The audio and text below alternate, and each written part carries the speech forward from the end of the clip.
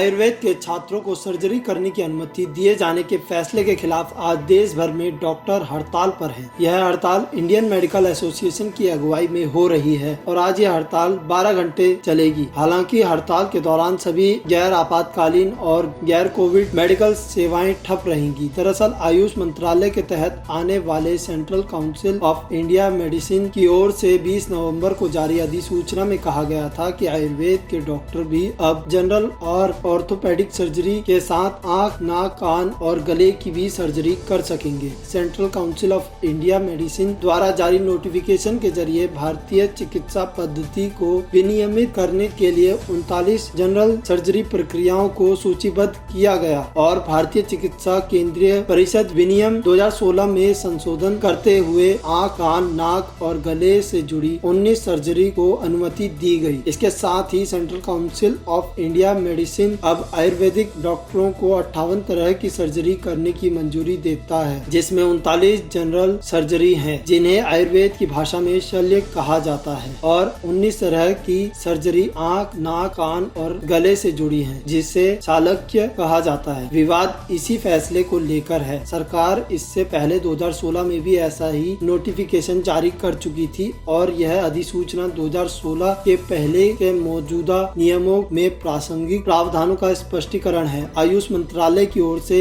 इस विवाद को लेकर सफाई दी गई थी। मंत्रालय की ओर से कहा गया कि यह अधिसूचना आयुर्वेद में पोस्ट ग्रेजुएशन शिक्षा की सर्जरी से संबंध में है। अधिसूचना में यह कहा गया है कि पोस्ट ग्रेजुएशन की शिक्षा प्राप्त करने वाले छात्रों को कुल 58 सर्जिकल प्रक्रियाओं में व्यावहारिक रूप से प्रशिक्षित किए जाने की जरूरत होती है, ताकि शिक्षा पूरी करने के बाद वे इसे स्वतंत्र रूप से करने के योग्य हो जाएं। मंत्रालय ने यह भी कहा कि अधिसूचना विशेष रूप से इन सर्जिकल प्रक्रियाओं के बारे में है और किसी अन्य प्रकार की सर्जरी करने की इन शल्य और चालक्य पोस्ट ग्रेजुएट पास छात्रों को अनुमति नहीं देती। आईएमए इसी फैसले के खिलाफ है और आईएमए के राष्ट्रीय अध्यक्ष राजन शर्मा का कहना है कि पोस्ट ग्रेजुएट आयुर्वेद सर्जरी चिकित्सा पद्धति पर central council of India medicine का आदेश मिक्सोपैथी को वैध बनाने के लिए दिया गया है। आयुर्वेद अब भी शुद्धता और पहचान की चुनौती से जूझ रहा है।